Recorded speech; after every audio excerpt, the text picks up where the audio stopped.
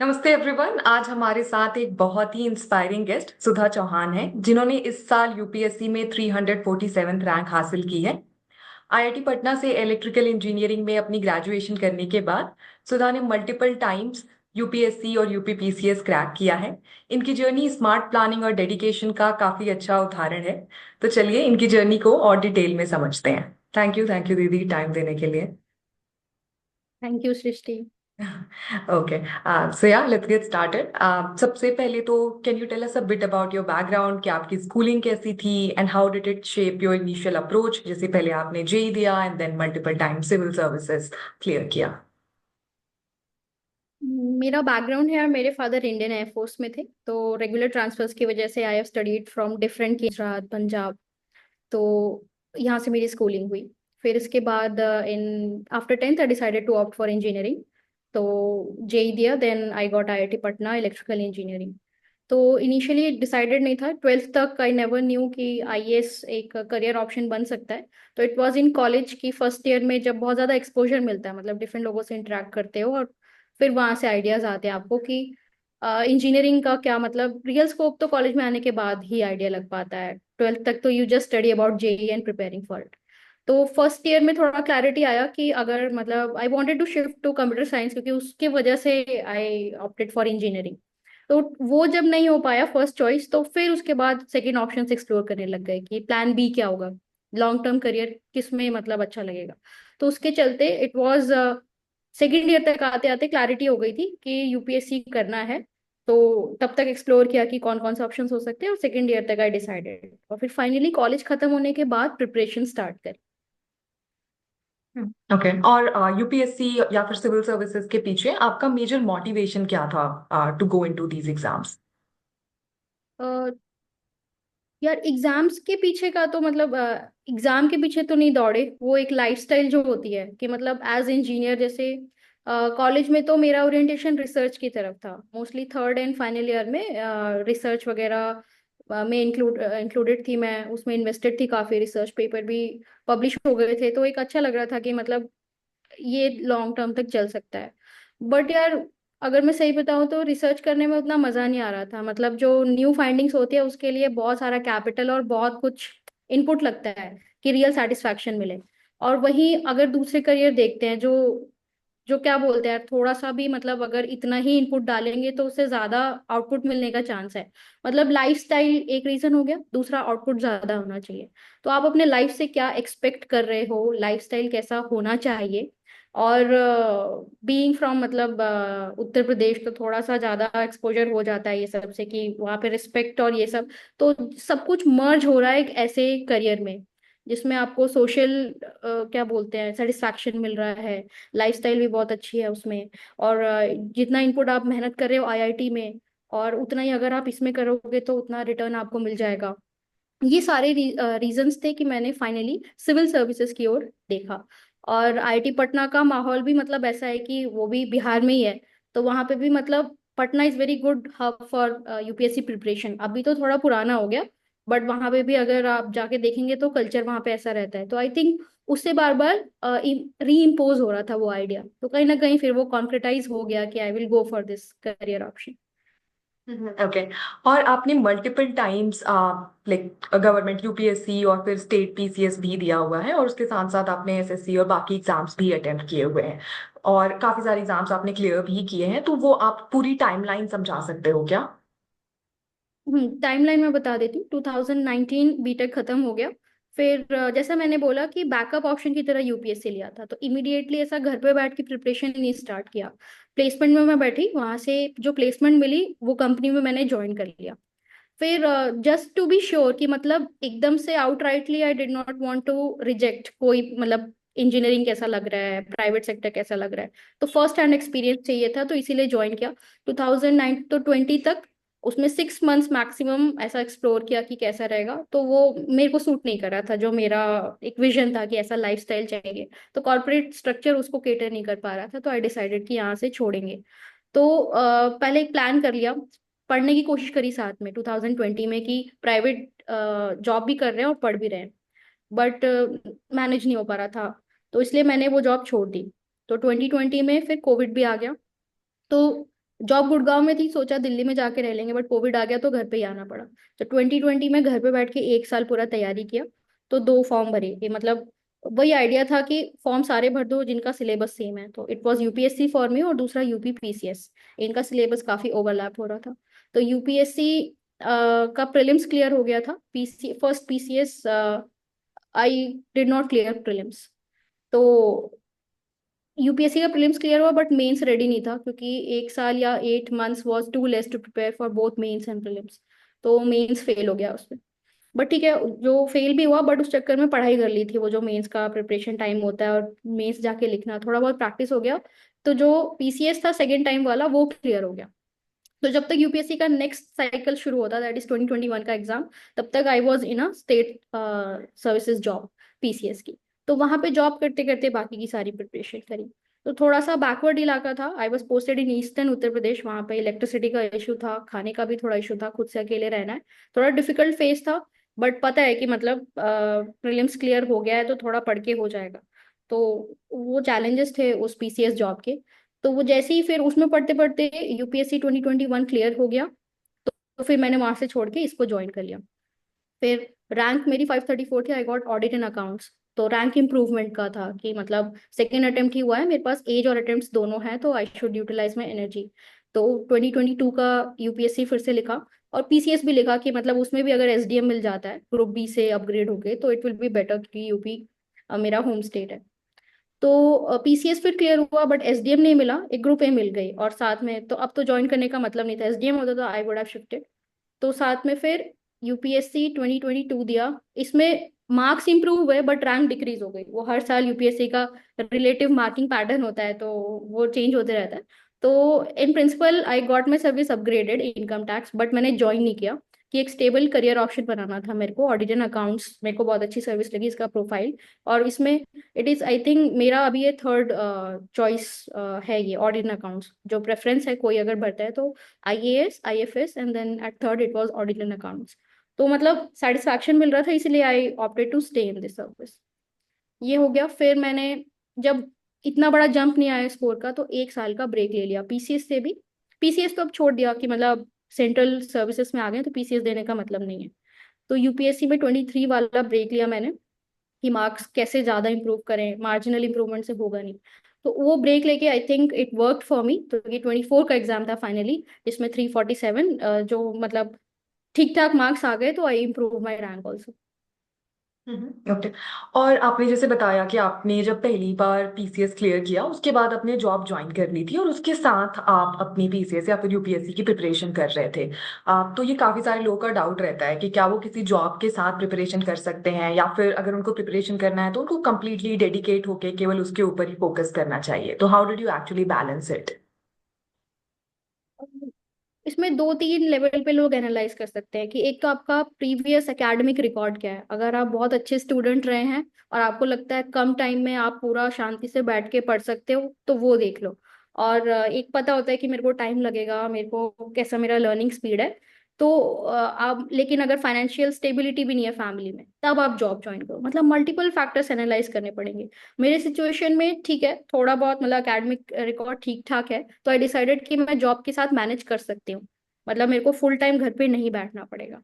लेकिन उसमें लग भी होता है कि अगर फिर भी नहीं हो पा रहा है, तब आप फिर जॉब छोड़ के देख सकते हो। तो ऑल इन ऑल आप देखो कि अभी आपका फैमिली का फाइनेंशियल सिचुएशन कैसा है, आपको जॉब की जरूरत है कि नहीं। और है तो प्लीज ज्वाइन कर लो, क्योंकि बिना जॉब के बिना बैकअप के लिखना मतलब फिर जब नहीं होता एग्जाम तो डीमोटिवेशन और ज्यादा आता है, तो नेक्स्ट अटेम्प्ट में आप और अच्छा नहीं कर पाओगे।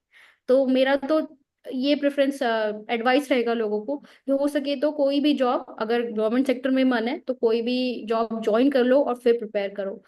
उससे आपको बूस्ट ही मिलता है। मतलब जो आप रेगुलर जो आपका जॉब कर रहे हो वो सिर्फ जॉब की तरह नहीं, आप उसमें भी लर्न कर सकते हो। एथिक्स का पेपर होगा, जीएस 2 का पेपर होगा, आप उसमें केस स्टडी डाल के लिख सकते हो कि कैसे गवर्नेंस सिस्टम वर्क करता है, तो वहां से भी कुछ आप इनपुट ले सकते हो। तो आई विल एडवाइस कि prepare while having a job. Okay. और पिछले साल के कंपैरिजन में जैसे आपने 2022 में जब पेपर दिया था और फिर 24 में तो यूपीएससी के अंदर आपकी ऑलमोस्ट 250 रैंक की इंप्रूवमेंट हुई। उसके पीछे आपका जो मेजर प्रिपरेशन चेंज था या फिर मेजर माइंडसेट चेंज था, वो मेजर चेंज अपने अंदर क्या लाया था आपने ये 250 रैंक इंप्रूवमेंट के लिए? अम, इसमें ऐसा है कि ऑलरेडी जब आप एक बार सिलेक्ट होके वापस लिखते हो ना, तो आप कुछ गलत नहीं कर रहे हो, तो आपको बस रिलेटिव मार्क्स इंप्रूव करने हैं। मतलब इतने स्टूडेंट्स इतना अच्छा कर रहे हैं, वो आप भी अच्छा कर रहे हो, बट उनसे बेटर करना है आपको। अब पॉइंट ये आ जाता है इंप्रूव करने के लिए। तो आप, एक ही तरीका है कि आप टॉपर कॉपीज देखो जो ऑलरेडी उस स्टेज पे हैं, वो लिख कैसा रहे हैं। मतलब B objective in your assessment. आप अपनी कमियां तुरंत देख लोगे। कोई भी कॉपी उठाओ, आप 3 घंटे का टेस्ट लिखो और देखो कि क्या आपकी कॉपी, मतलब can it compete with the person you are looking, जो उसकी कॉपी है। तो वो सबसे बड़ा फैक्टर था। मैंने जितने भी टेस्ट लिखे थे इस बार मेंस में, जो 1 साल का ब्रेक लिया, उसमें यही काम किया था मैंने। मैंने टॉपर कॉपीज बैठ के सिर्फ एनालाइज करी थी कि वो तुम्हारा गोल है वो अचीव, एक टॉपर के आंसर्स कैसे दिखते हैं। और बहुत अच्छे अच्छे टॉपर्स के कॉपीज हैं। I think Aditya Srivastava being most recent, उनकी कॉपीज अवेलेबल थी। फिर श्रुति शर्मा की भी कॉपी देख सकते हैं। और इवन 2015-16 से भी आप देख सकते हो, सिलेबस तो वही है। तो आपको जो भी टॉपर आपको पसंद आ रहा है, मतलब उनकी राइटिंग स्टाइल, उनका कंटेंट, वो उठा के आप देखो कि आप ऑलरेडी अच्छा कर रहे हो, और अच्छा करने के लिए this is the level you have to achieve.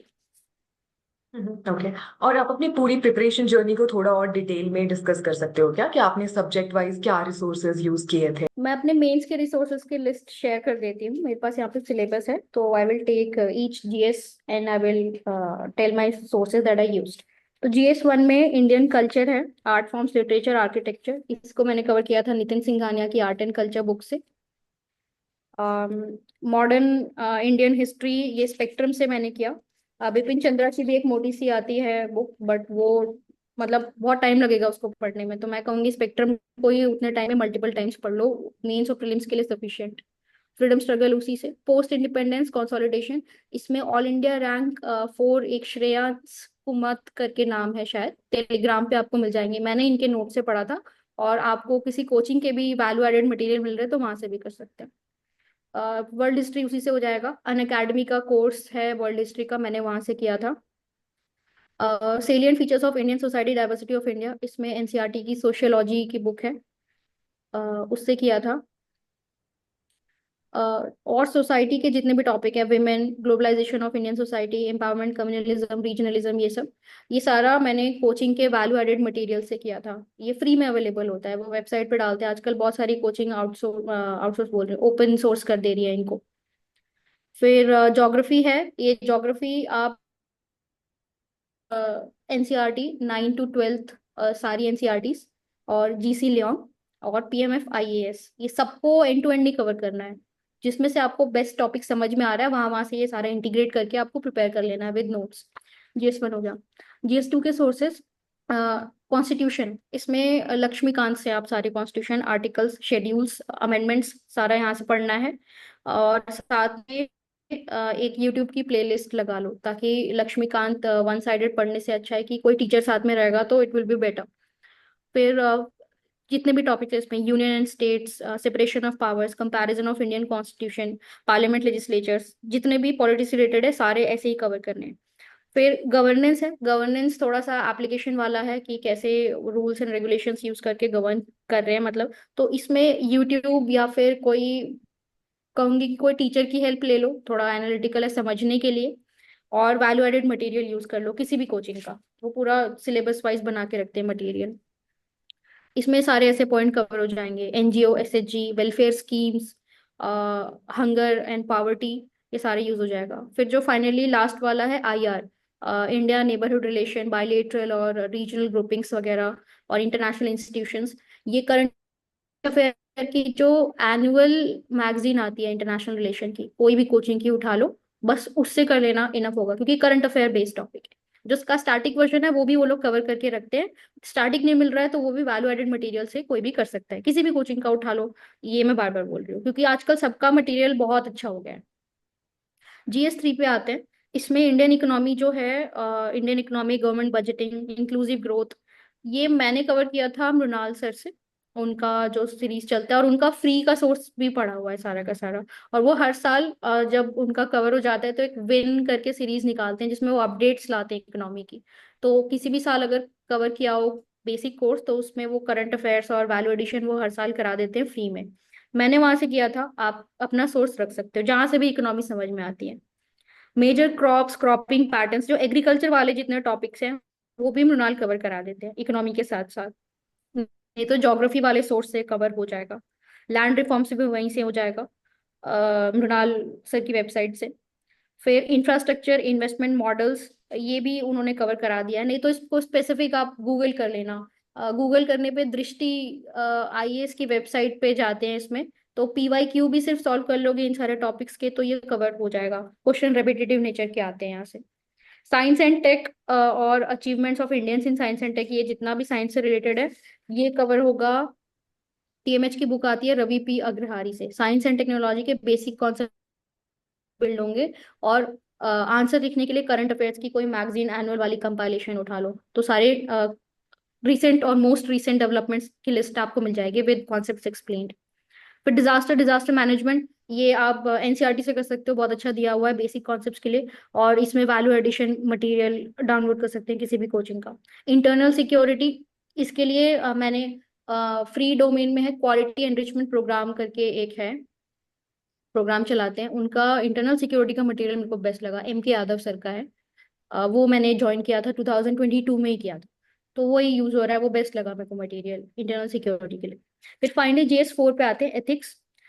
Ethics तो मैंने नोट्स जो मार्केट में मिलते हैं वो दिल्ली से मंगा लिए थे, जो हैंड रिटन क्लास नोट्स होते हैं, वो किसी भी पॉपुलर कोचिंग का ले लो, क्योंकि उसमें जो एग्जाम्पल्स लिखवाते हैं कोचिंग में वो अच्छे होते हैं इनिशियल स्टार्ट के लिए। बाकी लोग बोलते हैं खुद से एग्जाम्पल्स लिखो, वो सही कहते हैं, मतलब जितना ओरिजिनल कंटेंट डालोगे उतना अच्छा मार्क्स मिलने का तुम्हारा प्रोबेबिलिटी बढ़ता रहेगा।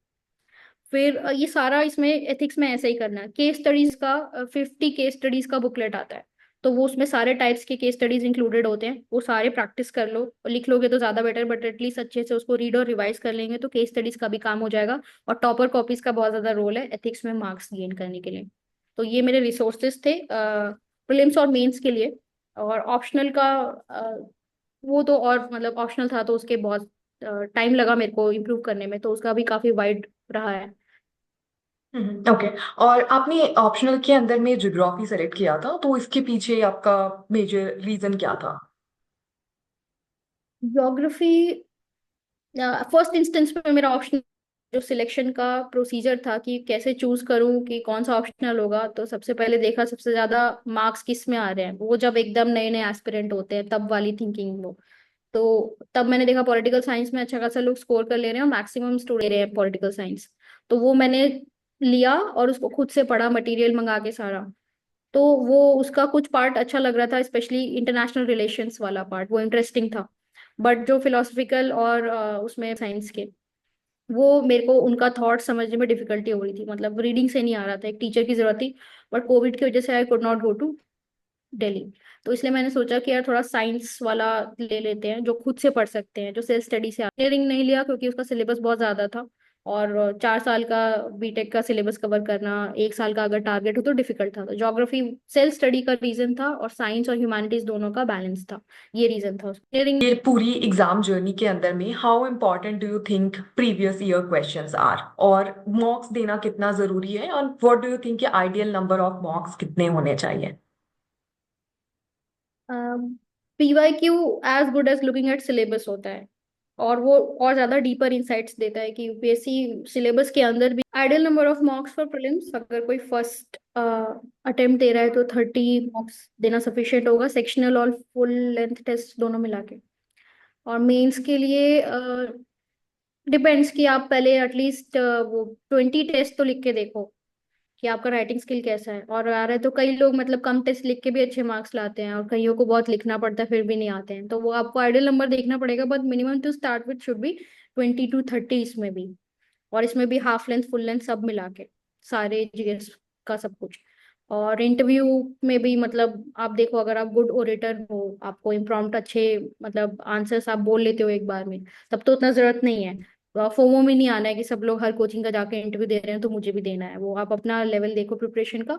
मैंने जैसे इस समय लास्ट लेटेस्ट वाले में मैंने तो लेकिन 7-8 दिए थे, क्योंकि पिछले में उतने मार्क्स नहीं दिए थे, तो डिपेंडिंग ऑन सिचुएशन। बट इतना करोगे तो नुकसान नहीं होगा, तो आप ये बेस लेके चल सकते हो।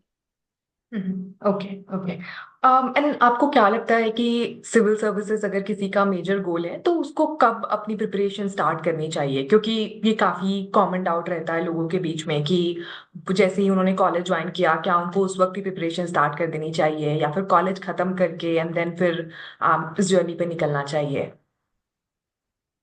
अ, मैं कहूँगी यार, एटलीस्ट अगर डिसाइड कर लिया है सिविल सर्विसेज की तरफ, अगर मन भी कर रहा है, तो कॉलेज में आप थर्ड ईयर तक सिलेबस देख लो, उसका पैटर्न समझ लो एग्जाम का। मतलब be familiar with the process, करना नहीं करना उसके बाद ही समझ में आएगा अच्छे से। एक होता है कि आपको अच्छा लग रहा है सिविल सर्विसेज, बट उसका एग्जाम का प्रोसीजर इज टोटली डिफरेंट, तो उससे तो गो थ्रू करना पड़ेगा। तो एक एग्जाम वाला आप पहले देख लो, पूरा क्लैरिटी ले लो कि ये एग्जाम जो है इसका मोड आप कंफर्टेबल हो कि नहीं इस जर्नी में आने के लिए, क्योंकि मैक्सिमम मेजोरिटी एस्पिरेंट्स के लिए लंबा हो जाता है ये जर्नी, एक लाइफस्टाइल ही बन जाता है। तो ये क्लैरिटी होना चाहिए। दूसरा, अगर आप उस कैटेगरी में हो कि आपको फुल क्लैरिटी है, आप एकदम कंफर्टेबल हो प्रोसेस से भी, तब मैं कहूंगी कि आप फाइनल ईयर में पढ़ना स्टार्ट कर दो फाइनल ईयर में, क्योंकि उससे बेनिफिट ही होगा। Most students 21 years of age complete करने वाले होते हैं फाइनल ईयर तक, और यूपीएससी का मिनिमम कट ऑफ ही 21 पे है। तो वो बेस्ट होगा कि आप फर्स्ट अटेम्प्ट लिखने से पहले आप अच्छे से प्रिपेयर कर लो अपने आप को। मतलब फर्स्ट अटेम्प्ट बस ऐसे चेक करने के लिए मत दो यूपीएससी की कैसा है, लोग फील लेने के लिए लिख देते हैं, ऐसा नहीं होना चाहिए। Be prepared and be prepared well to write your first attempt. तो final year I think start होना चाहिए आपका सीरियस स्टडी के लिए। ओके। और आपने काफी बार मेंशन किया कि जो स्टेट सर्विसेज थे वो आपका बैकअप थे, एंड देन आपने कॉर्पोरेट जॉब ही ट्राई की एज अ बैकअप। अब तो how important do you think कि सिविल सर्विसेज के अंदर कोई प्रिपरेशन जो करना चाहता है उसके लिए बैकअप कितना इंपॉर्टेंट है? What sort of backups that they can have? तो कुछ ऑप्शंस भी मेंशन कर सकते हो क्या आप? बैकअप बहुत जरूरी है, क्योंकि इसमें सिलेक्शन रेट तो बहुत कम है। भले ही आप बहुत अच्छे स्टूडेंट होगे, बट ये एग्जाम पूरा रिलेटिव उसका एलिमिनेशन का है। तो इट डजेंट मैटर कि आपने अच्छा किया कि नहीं, किसी दूसरे ने आपसे अच्छा कर लिया तो आपका चांस रिड्यूस होगा। तो बैकअप का यहाँ पे रोल है। मतलब डोंट बी डीमोटिवेटेड कि आप इनफ सफिशिएंट आपकी मेहनत नहीं थी, बट ये एग्जाम का नेचर ऐसा है। तो बैकअप रखो, बैकअप रखने में कोई बुराई नहीं है। और ऐसा रखो कि it is as good as plan A, मतलब ऐसा प्लान बी करके उसको टैग मत लगाओ। Be confident and be proud कि आप जो नेक्स्ट करोगे उसमें भी उतने ही मन से करोगे, तो ये अच्छा लगेगा बैकअप फॉलो करने में। तो स्टेट पीसीएस में कहूंगी कि सिविल सर्विसेज के लिए अगर आप तैयारी कर ही रहे हो तो why not state civil services, है तो वो भी सिविल सर्विसेज, आपको काम तो वही करना है। तो उसमें ट्राई करो, कोई भी group A is as good as आप सेंट्रल सर्विसेज का ज्वाइन करोगे, और वो भी अगर होम स्टेट का होगा तो उससे बेस्ट कुछ नहीं हो सकता। फिर इसके अलावा आरबीआई ग्रेड बी दे दो, एसएससी सीजीएल दे दो। इन सबका सिलेबस काफी ओवरलैप करता है, ज्यादा मेहनत की जरूरत नहीं पड़ेगी। और भी बहुत सारे सेंट्रल गवर्नमेंट जो स्टाफ के स्कीम्स होते हैं, आईबी के एग्जाम्स हो गए, अ, जो एम्प्लॉयमेंट पोर्टल है उसमें जाकर रजिस्टर कर लो, आपको नोटिफिकेशन आ जाएगा, और देख लो किसका सिलेबस ओवरलैप कर रहा है, ताकि ज्यादा डेविएट ना करना पड़े यूपीएससी की प्रिपरेशन से। तो ये कर सकते हैं फॉलो। ओके। जब आपने प्रिपरेशन शुरू की थी उसके एक साल बाद ही आपका स्टेट पीसीएस में चयन हो गया था, तो which was a major motivator for you. But काफी सारे लोग इस जर्नी के अंदर अपने 5-6 साल लगा देते हैं विदाउट एनी सक्सेस। तो what would you suggest them कि उनको कब पता होना चाहिए that they should quit the journey and may be try out something else? इसमें सीधे सीधे प्रोबेबिलिटी लोगों को देखनी चाहिए। अगर आप डिसेंट लेवल ऑफ प्रिपरेशन के साथ जा रहे हो तो जितने ज्यादा नंबर ऑफ एग्जाम्स दोगे उतना ज्यादा चांस बढ़ेगा क्लियर करने का। तो पहले तो फॉर्म ज्यादा फिल करने की ट्राई करो। मतलब अगर 5-6 साल से नहीं हो पा रहा है तो देखो आप क्या सिर्फ एक एग्जाम लिख रहे हो, क्योंकि उसका साइकिल ही कंप्लीट हो। जैसे प्रीलिम्स अगर नहीं हुआ तो अगला प्रीलिम्स 1 साल बाद आएगा। तो ये जो बीच का टाइम है इसमें दूसरे एग्जाम्स भी दो, कि एटलीस्ट नंबर ऑफ, आपका क्या बोलते हैं यार, सक्सेस के इंक्रीज हो जाएंगे ना जब आप ट्रायल ही अपने बढ़ाओगे। तो मैं कहूंगी अगर 5-6 हो गया है आपको और कोई चीज नहीं मिल रही है, तो अगर फॉर्म नहीं भर रहे हो किसी और एग्जाम का तो उसका भरना स्टार्ट कर दो। और प्रिपरेशन मतलब देख लो कि मतलब प्रिपरेशन अगर अच्छे लेवल की है कि भी नहीं, मतलब be in touch with reality कि आप जो डिमांड है एग्जाम की वो मीट कर पा रहे हो कि नहीं। और देखो फिर अगर आप क्लोज हो, मार्जिन के काफी क्लोज जाके आपका हमेशा लिस्ट से बच जाता है, तब तो आप 1 साल और सीरियस दे दो और फिर शिफ्ट कर लो टोटली। फिर civil services in wasting your years, जब आपकी तैयारी उस लेवल की या आप नहीं कर पा रहे हो उस चीज को अचीव, तो थोड़ा सा मतलब कि टाइम ले लो एनालाइज करने के लिए कि प्रीवियस अटेम्प्ट्स में आपका मार्जिन कितना था फेल होने का। इट्स क्लोज तो गुड, ठीक है, आप पढ़ाई कर रहे हो एटलीस्ट। और उसके बाद डिफरेंट ये जो मैंने जितने एग्जाम्स बताया वो भी फिल करना स्टार्ट कर दो। बैकअप एक बार हो जाएगा तो एनर्जी, थोड़ा मोटिवेशन बढ़ जाएगा आपको अच्छे से तैयारी करने का। ओके। और मैंने कुछ दिनों पहले अपने कम्युनिटी पोस्ट पे डाला था कि लाइक एक इंटरव्यू करने वाले हैं हम, और लोगों से मैंने क्वेश्चन मांगे थे। तो जो टॉप 2 मोस्ट रिपीटेड क्वेश्चन आए वो मैं आपसे पूछना चाहूंगी। पहला ये है कि ये सिविल सर्विसेज एग्जाम की जर्नी काफी एक लंबी मैराथन टाइप्स है, जिसमें आप अपने फ्रेंड्स के साथ इतना रिलेट नहीं कर पाते हो क्योंकि वो जॉब कर रहे हैं या फिर हायर एजुकेशन और उसके लिए गए हुए हैं। तो थोड़ा लोनली हो जाता है। तो ये मेंटल प्रेशर जो आपके ऊपर था उसको आपने कैसे मैनेज किया? एक तो ये था कि मैंने दिल्ली अवॉइड किया। पहले जाना था बट घर पे प्रिपेयर करना स्टार्ट किया तो समझ में आया कि घर का एनवायरनमेंट मेरे लिए बेटर है। वहाँ पे फैमिली है, सब पूरा केयर और पॉजिटिव एनवायरनमेंट और फीडबैक मोटिवेशन सब कुछ मेरे को मिल रहा है। तो lack of friends in same field वो मेरे लिए मैटर नहीं किया, क्योंकि family was my biggest motivator. इसके अलावा जिनके पास ऐसा ऑप्शन नहीं है, या फिर ऐसा देखो कि कोई टीचर में अपना गाइड ढूंढना स्टार्ट करो। फिर मतलब या तो आप दिल्ली में होगे, आप किसी कोचिंग में पढ़ रहे होगे, तो आपको अगर कोई डिफिकल्टी हो रही है स्ट्रेस वगैरह को लेके, तो अपने टीचर या अपने काउंसलर को आप जरूर अप्रोच करो इन सब चीज़ों को लेके। वो आपको जरूर कनेक्ट करवा पाएंगे जो सेम सिचुएशन में होंगे। तो किसी भी चीज़ से बाहर निकलने का बेस्ट तरीका है कि रीच आउट करो किसी को भी, जो भी आपके सबसे क्लोजेस्ट हो, रीच आउट करोगे तो ही सोल्यूशन मिलेगा। ओके। और दूसरा, लोगों के बीच ये डर रहता है द फियर ऑफ फेलियर, कि अगर वो एग्जाम की तैयारी करेंगे और जो सक्सेस रेट है वो एग्जाम का, इस एग्जाम का वो बहुत ही कम है, लाइक 0.001% के लगभग। तो अगर उनसे नहीं हुआ तो मतलब what next? I can relate. मतलब जो भी फॉर्म भरता है उसको यही रहता है कि यार होगा कि नहीं होगा, एक साल के बाद ही रिजल्ट भी आता है, इंटरव्यू भी दे लो तो कोई गारंटी नहीं है हो रहा है कि नहीं हो रहा है। तो थोड़ा बहुत लिमिट तक तो ये हेल्प करता है कि फेल नहीं होना है तो आप मेहनत करते हो। तो इसको हटाने का एक ही तरीका है कि आप वही अपना स्कोप बड़ा कर दो। कि वही मैं बोल रही हूँ, सीधे सीधे प्रोबेबिलिटी लगाओ। जितना ज्यादा ट्रायल अपना दोगे आप, एरर तो होंगे ही बट कुछ तो सक्सेस होगा यार। अगर आप बहुत सीरियस स्टूडेंट हो तो हो ही नहीं सकता कि आपका कहीं ना कहीं लक नहीं चल रहा है। मतलब जितना ज्यादा आप ट्राई हाथ पैर मारोगे उतना ज्यादा सक्सेस का चांस बढ़ेगा। तो इसमें बस टोटली मतलब एक चाहिए कि पूरा एकदम परसीवरेंस और डिटर्मिनेशन के साथ आप बस लगे रहो कि मतलब नहीं यार मेरे को कहीं ना कहीं से तो रिटर्न लेना ही है, माइंडसेट ऐसा चाहिए। तो एक दो दिन लगेगा, फेजेस आएंगे जब लगेगा कि यार लग रहा है फेल ही होंगे इस बार, तो ऐसा चला गया तो कोई बात नहीं, एक्सेप्टेड। वो जर्नी का ही पार्ट है, तो उससे डरना नहीं है। उसको एक्सेप्ट कर लो पहले कि ऐसे दिन तो आने ही आने हैं। बट वही है कि आप फिर उससे ऊपर कैसे निकल रहे हो, अगर वो आपको आता है तो डेफिनेटली आपको सक्सेस मिल जाएगी। ओके। और जब आप फुल टाइम प्रिपरेशन कर रहे थे 2019 के अंदर में, 2020 के अंदर में, तब आपका टाइम टेबल कैसा रहता था?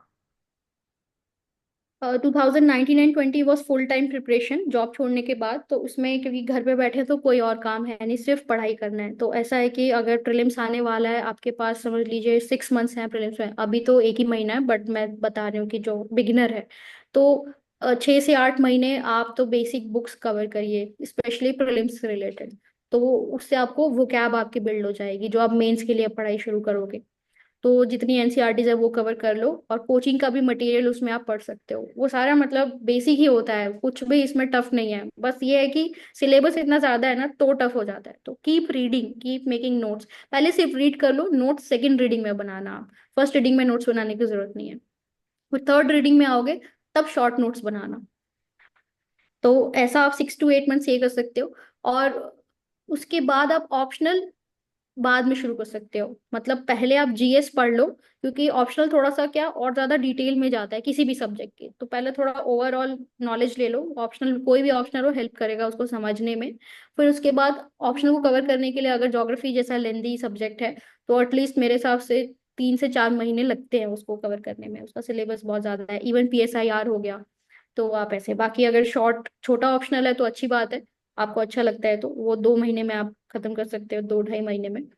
तो 6 से 8 महीना आप प्रीलिम्स और मेंस का इंटीग्रेटेड पढ़ाई करो, फिर 4 महीने ऑप्शनल को दे सकते हो आप। ऐसे 1 साल हो जाता है पूरा और प्रीलिम्स अप्रोच करने लगता है। प्रीलिम्स से मैं कहूंगी 30 to 45 डेज एग्जैक्टली पहले आप फुल प्रीलिम्स मोड में शिफ्ट हो जाओ, जैसे मैंने किया था, और जिसमें आप सिर्फ मॉक दे रहे हो और एनालाइज कर रहे हो अपना मॉक।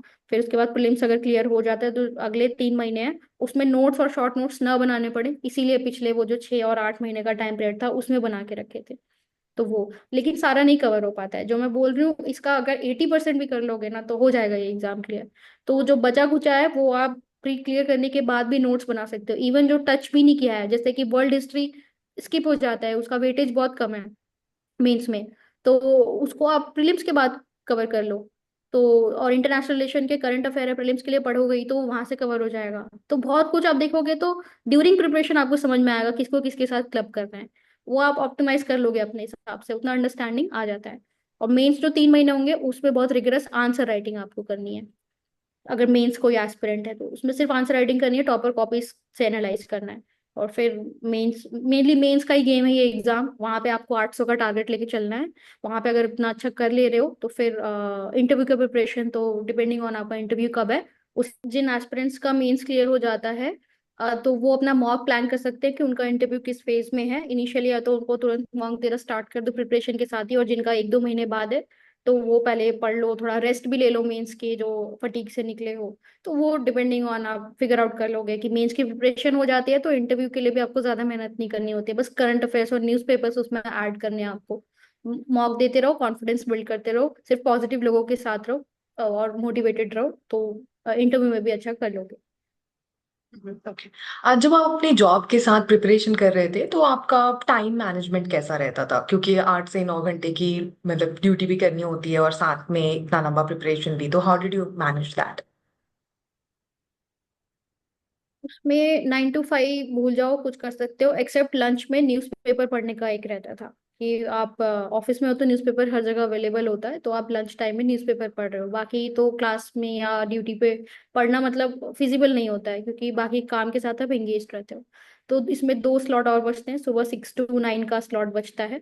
ये 3 घंटे आपके बेस्ट होते हैं, अगर आप सुबह पढ़ सकते हो तो इससे बेस्ट कुछ नहीं है। मैं सुबह उठ के मॉक लिखती थी इस अटेम्प्ट में।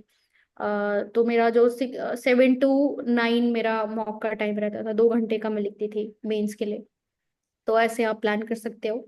और उसमें प्रीलिम्स या मेंस का जो भी लिखना है टेस्ट। और जो शाम को आओगे आप 5 के बाद, तो मैं कहूँगी 7 बजे से 2 घंटे का ब्रेक ले लो क्लास के बाद या ऑफिस के बाद, और फिर 7 बजे से वापस से बैठ जाओ। तो 7 से मैं कहूँगी 11-12 बजे तक का आप एक सेशन और लगा लो, जिसमें आधे 1 घंटे का ब्रेक भी इंक्लूड कर लो। तो इतना टाइम इनफ होगा। और ये रोज करना मुश्किल है क्योंकि एनर्जी लेवल्स रोज सेम नहीं रहते हैं। तो ट्राई करो कि 1-2 दिन अगर नहीं भी कर पा रहे हो तो वीकेंड को उसको कंपनसेट कर दो, सैटरडे संडे अगर ऑफ है तो वो बेस्ट होगा। और किसी किसी दिन मतलब ऑफिस का काम भी एक्सटेंड हो जाता है, तो ऐसे दिन आते हैं जब आप सिलेबस नहीं कंप्लीट कर पा रहे हो। तो ट्राई करो कि उसको आप मतलब 5 बजे उठ जाओ या ऐसे, कहीं ना कहीं आप एडजस्ट कर लो, थोड़ा सा स्लीप सैक्रिफाइस करना पड़ेगा किसी किसी दिन। बट वीकेंड आपके डिस्पोजल पे होंगे कि आप उस दिन पूरा अपना कंपनसेट कर दो जितना भी सिलेबस बच गया है। ओके। और काफी सारे लोगों ने पूछा था कि आपने अपने डिस्ट्रैक्शन जैसे सोशल मीडिया और फ्रेंड्स इन सबको कैसे हैंडल किया? इंस्टाग्राम डीएक्टिवेट की जगह डिलीट ही कर दिया मैंने उसको एक्टिवेट करने की बारी ना आए। बाकी फेसबुक अपने आप उसमें कुछ तो यार ये हैकर्स वगैरह आ जाते हैं, कुछ तो अकाउंट अपने आप उड़ गया था, तो वो ऐसे ही चला गया, वो नहीं भी होता तो मैंने डिलीट ही कर दिया होता। तो बेस्ट ऑप्शन है डिलीट कर दो, क्योंकि आप पहले अपने करियर पे फोकस कर लो। सोशल मीडिया से क्या गेन हो रहा है, कुछ नहीं गेन हो रहा है, सिर्फ डिस्ट्रैक्ट होते हो। रिलैक्सेशन का मेथड भी नहीं है सोशल मीडिया, वहां पे सिर्फ जाके आपको फोमो मिलेगा, माइंड में एंजाइटी आएगी, तो कोई गेन तो हो नहीं रहा वहां से। तो मैं कहूंगी डिलीट ही कर दो, बहुत अच्छा लगेगा आपको डिलीट करके, आप अच्छे से पढ़ पाओगे। बाकी डिस्ट्रैक्ट होना है तो आप बिना सोशल मीडिया के भी डिस्ट्रैक्ट हो जाओगे, आप यूट्यूब पे भी जाके टाइम पास कर लोगे। तो एक है कि थोड़ा रूटीन और डिसिप्लिन को मतलब बना के रखो, मोटिवेशन से कोई फर्क नहीं पड़ता है, मन कर रहा है या नहीं कर रहा है पढ़ाई का, मतलब एकदम इनग्रेन हो जाना चाहिए कि सुबह उठना है फिर उसके बाद पढ़ना ही पढ़ना है, मतलब ऐसा कोई और चीज दिमाग में आनी भी नहीं चाहिए, चाहे मोटिवेटेड हो या ना हो। ऐसा 80% डेज पे भी कर लोगे तो मोर देन सफिशियंट है। ओके, ठीक है, that's pretty much about it. इतने ही क्वेश्चन थे। थैंक यू सबका आंसर देने के लिए। Thank you Srishti.